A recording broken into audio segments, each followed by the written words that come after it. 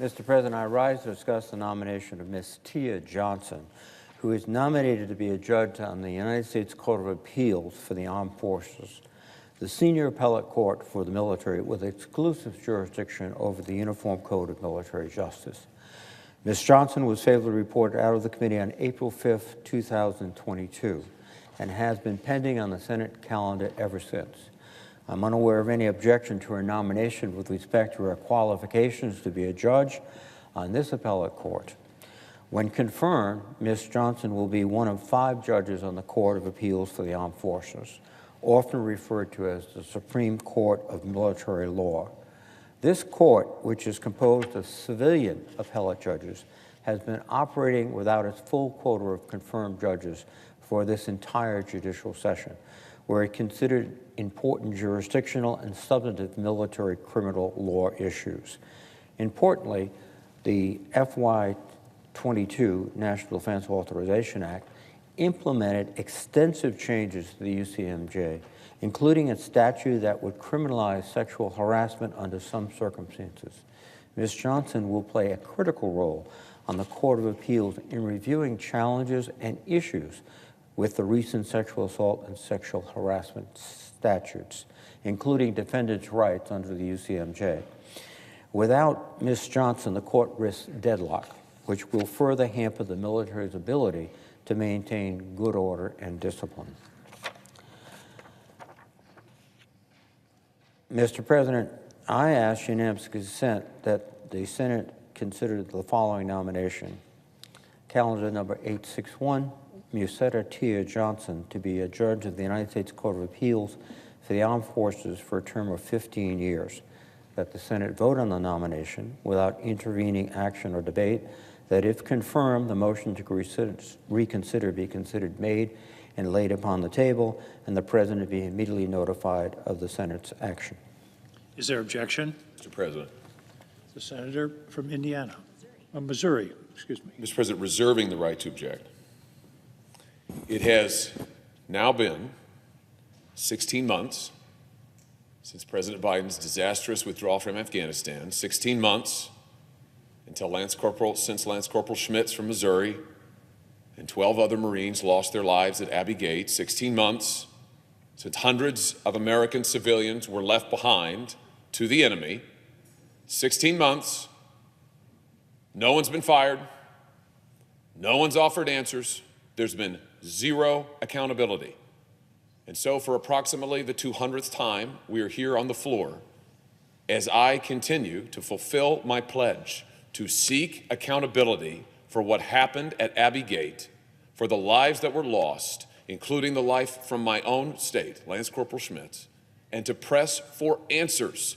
It is not too much to ask that not just the families of the fallen, but that the people of this country not be lied to about what happened at Abbey Gate, and we be given the answers that the American people deserve. You know, in that time, in those 16 months, Central Command has done an exhaustive investigation and report. Here it is right here. It's thousands of pages long. I can't seem to convince my friend from Rhode Island to hold a hearing on it, so I've been entering it into the congressional record page by page. We're about, 100 pages in. We have many hundreds more to go. But when we're finished, everyone will be able to read this report in full. There have been other reports since then.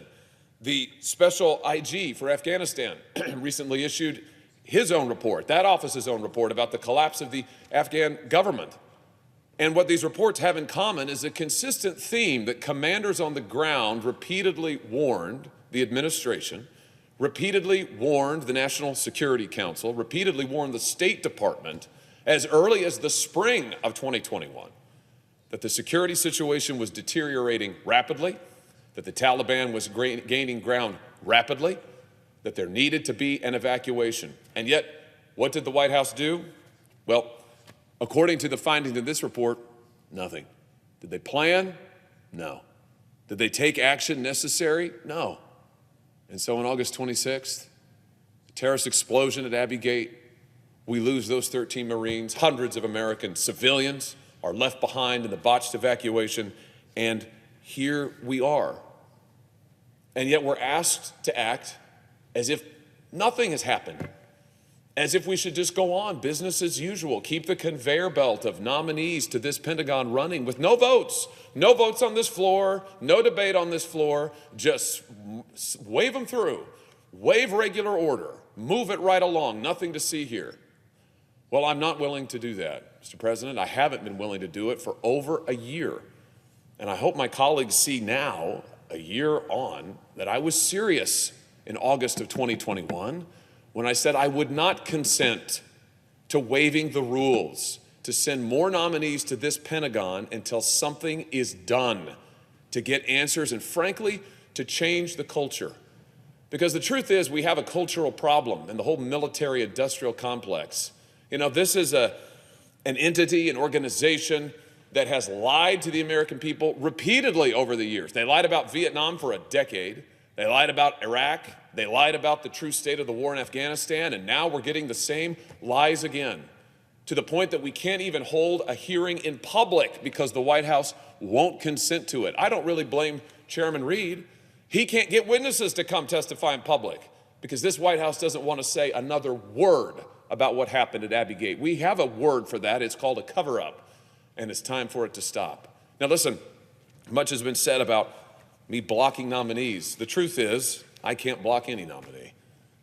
All of these nominees can be brought to the floor. They can't even be filibustered.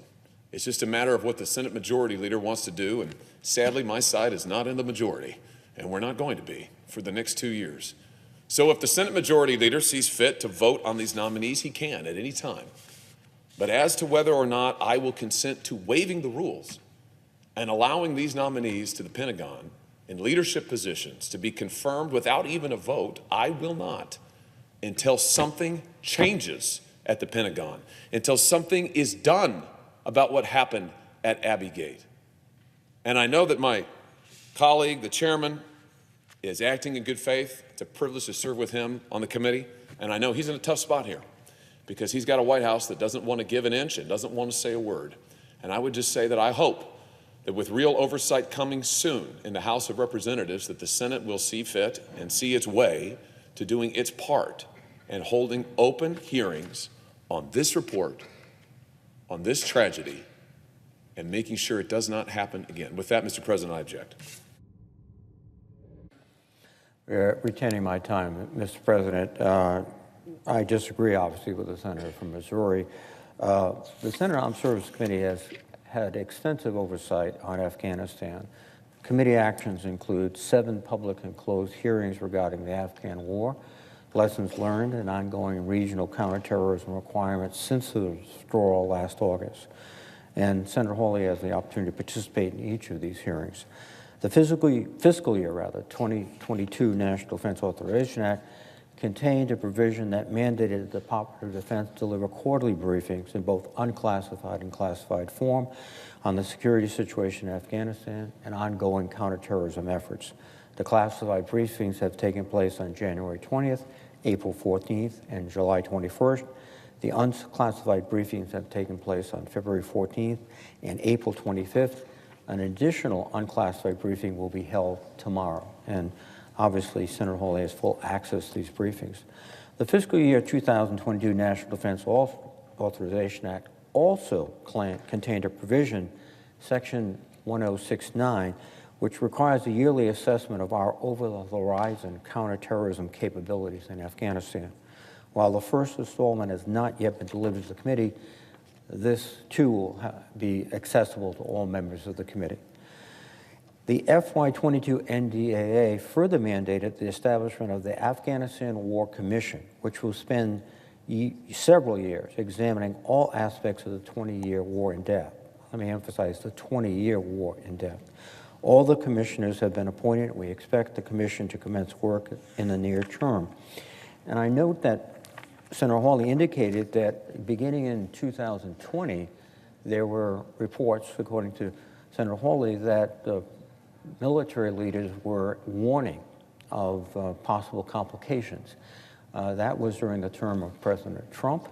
I think also one of the issues that has to be looked at is the release of 5,000 Taliban fighters at the direction of President Trump and over the objections of the Afghan government, where were they at Abbey Gate? Were they the leading forces that were moving in and surrounding Kabul? This situation requires a long, detailed study. To focus on one event will create headlines, but not information, knowledge that we can bring forward. The factors contributing to Abbey Gate were long in the making. And unless we look at those factors over time, unless we look at the whole operation, I don't think we're going to get the kind of insights we need. So I respectfully disagree with Senator Hawley's objection. I hope we can find a way to confirm Ms. Johnson. And with that, I would yield the floor. Senator for Connecticut. Mr. President,